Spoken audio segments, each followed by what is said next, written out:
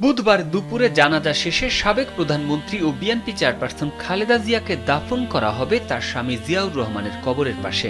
প্রায় ৪৪ বছর আগে সাবেক রাষ্ট্রপতি এবং মুক্তিযুদ্ধের অন্যতম সেক্টর কমান্ডার জিয়াউর রহমানকে সংসদ ভবন এলাকায় দাফন করা হয়েছিল।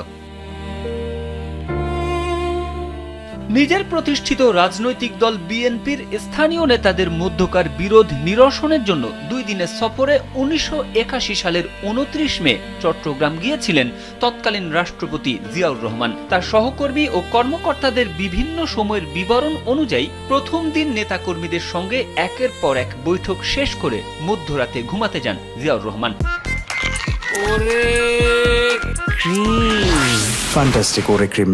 এর কয়েক ঘন্টার মধ্যে সেনাবাহিনীর একটি দল চট্টগ্রাম সার্কিট হাউসে তার উপর গুলি চালায় এবং তিনি ঘটনাস্থলেই নিহত হন। এরপর ৩০ মে সকালে রেডিওতে প্রথমবারের মতো জিয়াউর রহমানের মৃত্যুর খবর ঘোষণা করা হয়। নিহত হওয়ার পর তাকে প্রথমে চট্টগ্রামের রাঙ্গুনিয়ার পাহাড় এলাকায় কবর দেওয়া হয়েছিল। পরে ঢাকা এনে তৎকালীন শেরে বাংলা পার্কে রাষ্ট্রীয় মর্যাদায় তাকে সমাহিত করা হয়েছিল। তখনকার সরকারের উদ্যোগ ও ব্যবস্থাপনায় জিয়াউর রহমানকে রাষ্ট্রীয় মর্যাদায় দাফনের সিদ্ধান্ত এসেছিল তখনকার অস্থায়ী রাষ্ট্রপতি বিচারপতি আব্দুস সাত্তারের নেতৃত্বাধীন সরকারের দিক থেকেই।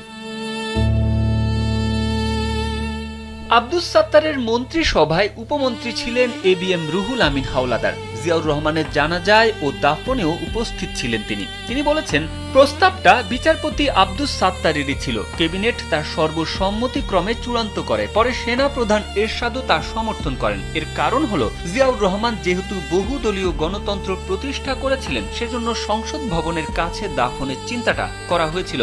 এখন সেখানেই জিয়াউর রহমানের কবরের পাশেই তার স্ত্রী বেগম খালেদা জিয়াকে দাফনের সিদ্ধান্ত নিয়েছে তার দল বিএনপি। অন্তর্বর্তী সরকার জানিয়েছে তাকে সেখানে রাষ্ট্রীয় মর্যাদায় সমাহিত করা হচ্ছে।